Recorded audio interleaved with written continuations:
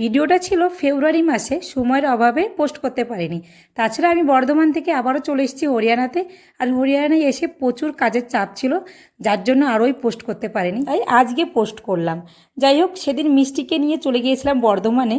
আর হ্যাঁ, তোমাদের মনে প্রশ্নই হতে পারে মিষ্টিটা কে। মিষ্টি আমার ননদ, তো ওর বিয়ে ছিল ফেব্রুয়ারিতে, তাই ওকে নিয়ে গিয়েছিলাম বর্ধমানে ফেসিয়াল করানোর জন্য। তো ফেসিয়ালই নয়, সাথে ছিল ম্যানিকিওর, প্যাডিকিওর, নেল এক্সটেনশন, অনেক কিছুই করিয়েছিলাম। আর যাওয়ার পরে তো ওর উপর দিয়ে যুদ্ধ চলছিল। আর জানো তো, সেদিন আমাদের পুরো দিনটা লেগে গেছিলো বর্ধমানেই। 5 থেকে 6 ঘন্টা টাইম নিয়ে বাড়ি থেকে বের হয়েছিলাম আমরা, কিন্তু সেখানে পুরো দিন লেগেছিল। 10টার সময় বাড়ি থেকে বের হয়েছি, আর রিটার্ন এসেছি আমরা রাত 9টার সময় বাড়িতে।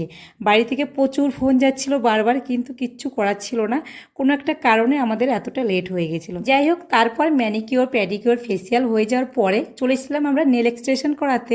আর নেলস লাগিয়ে মিষ্টি তো ভীষণ খুশি, কারণ ফার্স্ট টাইম নেলস করছে, তো বেশ ভালোই লাগছিল দেখতে। কিন্তু ভালো লাগার মধ্যেও ওই যে বললাম, সারা দিন যেহেতু আমাদের বর্ধমানের দিন কেটে গেছে, শরীর আর সাথ দিচ্ছিল না, প্রচুরই ক্লান্ত লাগছিল, সেটা তোমরা মিষ্টিকে দেখেই বুঝতে পারছো। আর সব থেকে বড় কথা কি, বাড়ি থেকে বারবার ফোন আসছিল, মনের মধ্যে একটা চিন্তা কাজ করছিল। যাই হোক, তারপরে আমাদের নেলস করা কমপ্লিট হয়েছিল, আর নেলসটা কিন্তু দারুণ লাগছিল, সত্যি খুবই সুন্দর হয়েছিল। বর্ধমান থেকে আসার পর বিয়ের আগের দিন মিষ্টির আইব্রো ভাত খাওয়ানো হচ্ছিল। শুধু আইব্রো ভাতে নয়, আইব্রো ভাত, মেহেন্দি দুটোই একসঙ্গে। আইব্রো ভাতের কিছু নিয়ম ছিল, সেটাই পালন করা হচ্ছিল। আইব্রো ভাত হয়ে গেলেই তারপর মেহেন্দি পরানো হবে। যাই হোক, আইব্রো ভাত খাওয়া হয়ে গেছে, এরপর মেহেন্দি পরানো স্টার্টও করে দিয়েছে। আর এত সুন্দর মেহেন্দি পরিয়েছে, দারুণ লাগছিল দেখতে। তোমাদের কেমন লাগছে জানিও। তারপর বিয়ের দিন দুপুরবেলায় বেরিয়ে পড়েছিলাম জলসইতে, সবাই মিলে একসাথে হলুদ শাড়ি পরে, বেশ ভালো লাগছিল।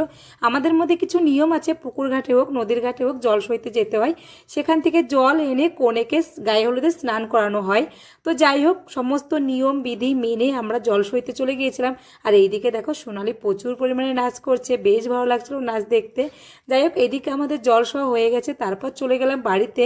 আর বাড়িতে যাওয়ার পর এতটাই বিজি ছিলাম যে গায়ে হলুদের ভিডিও, বিয়ের ভিডিও, কোনো ভিডিওর আমি ক্লিপ নিতে পারিনি, তার জন্য তোমাদের সঙ্গে শেয়ারও করতে পারলাম না। আমারও ভীষণ মনটা খারাপ যে আমি ভিডিওর ক্লিপ নিতে পারিনি। যাই হোক, আমরা প্রচুর এনজয় করেছি বিয়ের দিন, রাতে বলো, সব সময় ভীষণ এনজয় করেছি, কিন্তু আমি দুঃখিত যে তোমাদের সঙ্গে শেয়ার করতে পারলাম না। আমরা রাতের খাওয়া দাওয়া করতে বসে গেছি, চন্দনা, আমি, সোনালি, অনুষ্কা। রাত 12:30টার মতো বাজে তখন আমরা খেতে বসেছি, তাই সমস্ত কিছু স্কিপ করে রাতের বেলায় সিম্পল রাইস আর মটন দিয়ে আমরা খেয়েছি। আর এইদিকে দেখো, সোনালি এতগুলো মিষ্টি খাচ্ছে। আমি বললাম, এতগুলো মিষ্টি তুমি কি করে খাবে? বলতেই বললো, মিষ্টি আমার ফেভারিট, আমার ভীষণ ভালো লাগে, ওই জন্য আমি এতগুলো মিষ্টি একবারে খেয়ে নেবো। যাই হোক, এত মিষ্টি কে কে খেতে পারো তোমরা কমেন্টে জানিও, আমি কিন্তু খুব একটা খেতে পারি না।